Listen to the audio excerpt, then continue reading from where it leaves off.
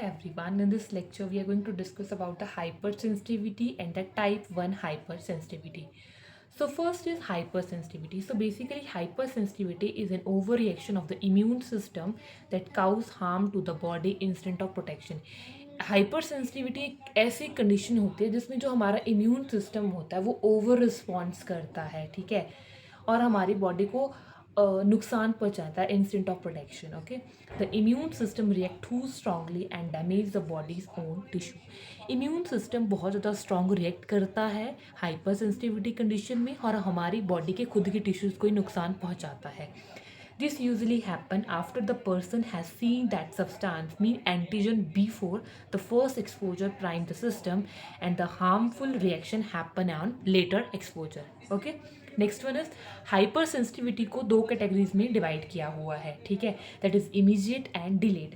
देखो, जो इमीडिएट होती है वो मिनट्स टू आवर्स में हो जाती है और जो डिलेड होती है वो आवर्स टू डेज में होती है.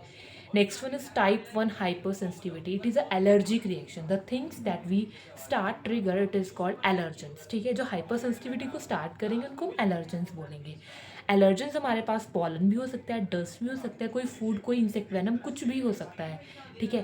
any type मतलब anything which really which create an immune response in the body. Okay.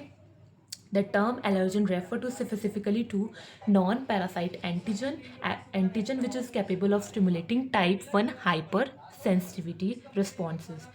Type 1 reaction basically antibody IgE का यूज़ करते हैं, ठीक है. ये एक प्रोटीन होता है जो इम्यून सिस्टम बनाता है, ठीक है.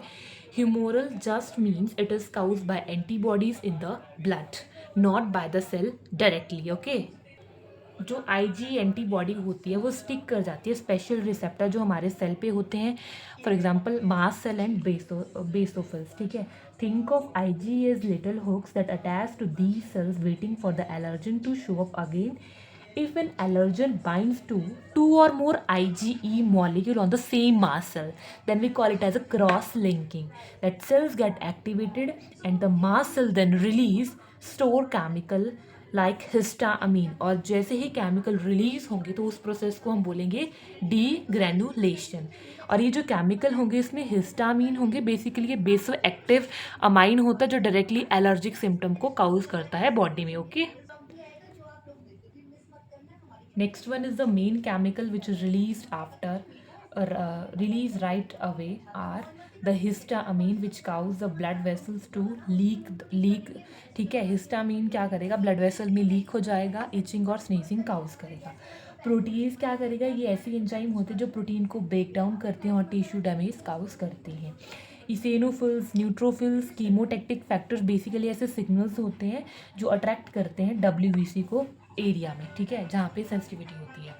Next one is heparin. Heparin एक एंटीकोगुलेंट होता है जो सेल्स रिलीज करते हैं, ठीक है. नेक्स्ट वन, ये जो केमिकल होते हैं ये प्रोड्यूस करते हैं inflammation science like increase vascular permeability, means blood vessels leak the fluid and causing the swelling and redness in that area. Next one is smooth muscle contraction, always can Titan in the asthma conditions. Okay, next one is granulocyte chemotaxis and extravasation. Immune cells like neutrophils move into the tissues to the site causing more inflammation.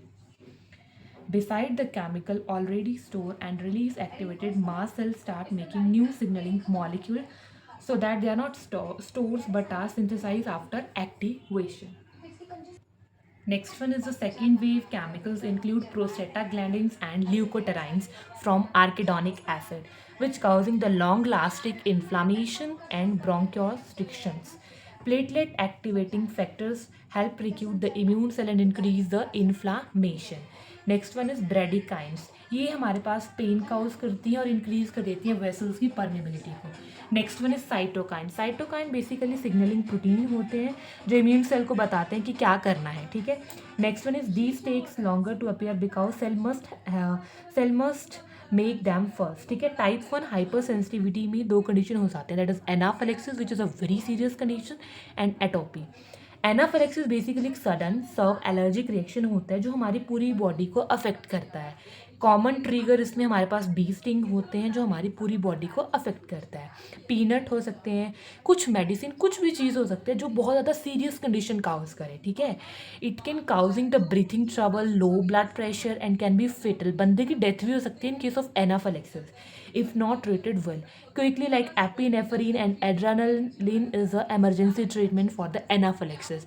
Next one is atopy, that is a ectopic allergy. It is a hereditary tendency to develop allergic reaction to substance such as pollen, food, insect venom. So this is all about this lecture.